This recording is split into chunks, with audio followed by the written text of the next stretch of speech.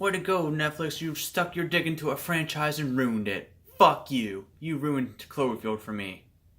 Alright, so, as you don't know, the Cloverfield paradox was just, or whatever you want to call it, Cloverfield paradox, Cloverfield station, God particle, Cloverfield 3, or whatever the fuck you want to call it. It was just released on Netflix last night after the Super Bowl, and they showed a trailer last night. And they had a very lazy way to tie this movie into the Cloverfield. Like, the very last shot, like the very last scene of the movie is that piece of satellite falls into the water.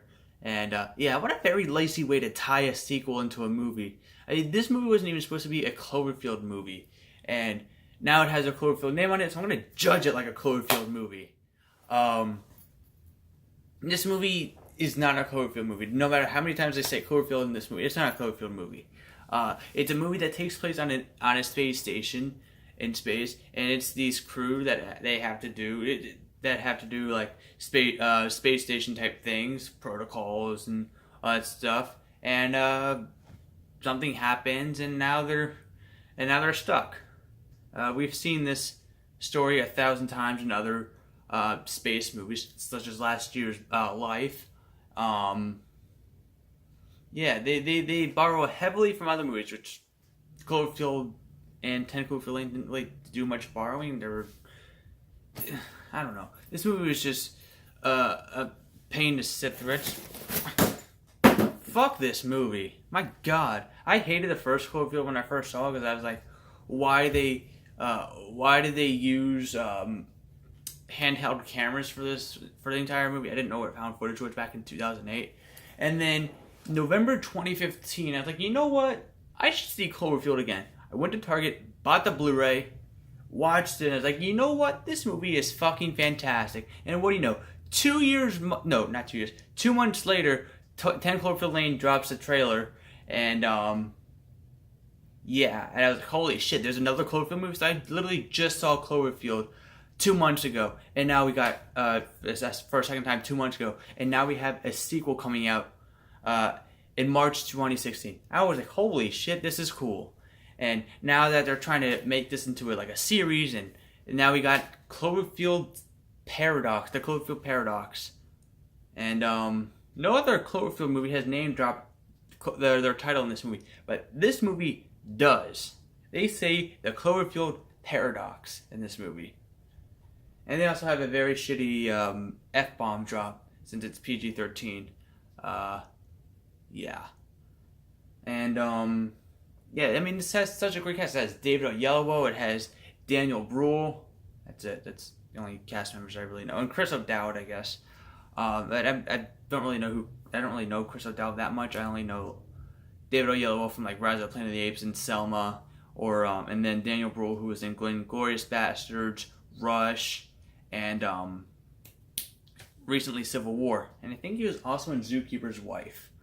So yeah, I was excited for this movie, and then I heard it was going to Netflix, and you guys know I made a rant on this on the news that I don't. On the news. Well, not on the news, but I made a rant on hearing about the news that Cloverfield 3 is heading to Netflix. I was like, nope, that's not true. That's bullshit.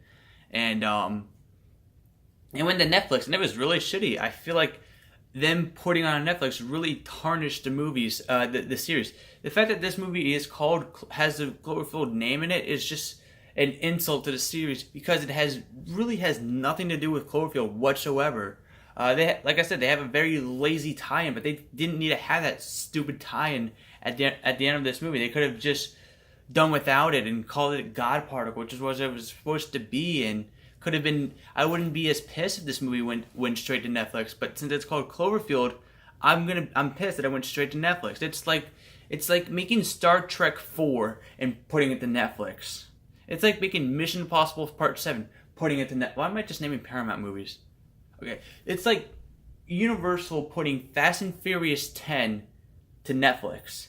It's automatically going to be shitty because you're not watching it on you're not watching this spectacle on a big fucking screen. You're watching it on a tiny ass little laptop like this.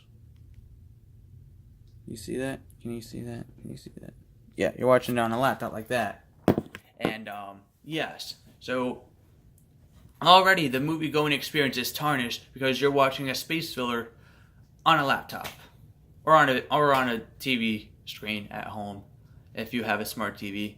But I don't have that luxury, and I also don't have the luxury of having home theater system. Which, ooh, okay, I have a home theater system, so I'm gonna have a fun time watching Cloverfield Paradox. No, you're not. Watch it in theaters. If it should have gone to theaters, but no. Actually, it shouldn't have gone to theaters. This movie's called God Particle. I'm gonna call it God Particle. That's what it is. It's God Particle. It's not a Cloverfield movie. It's God Particle. Doesn't even deserve to have the Cloverfield brand in its title. That's like I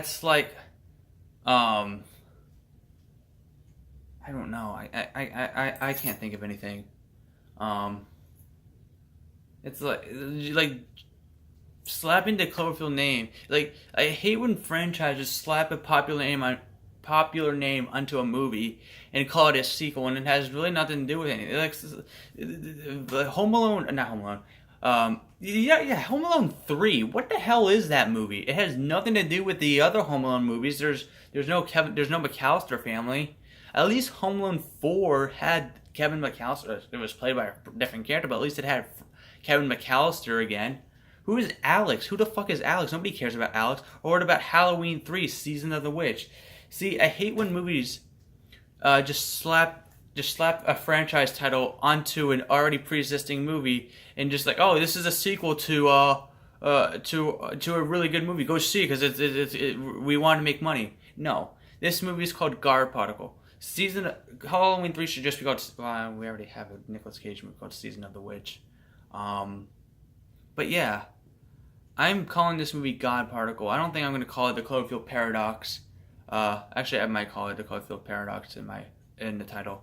But yeah, this movie does not feel like a Cloverfield movie. Like I said, it just feels very disjointed. Like the first two Cloverfield movies, they felt very contained. They were like, and the first 10 Cloverfield Lane was in like a very contained area. I was in like this bunker until like the last 5 minutes of the movie, or last 15 minutes of the movie, I should say. And then Cloverfield, it was in a city, and people were running and all this other fun stuff. They were going through the subway. They were flying in helicopters. This movie did just keep cutting from space, Earth, space, Earth, space. It just felt very disjointed. Just like the other Cloverfield movies, they didn't do this. They didn't keep cutting back to random shit.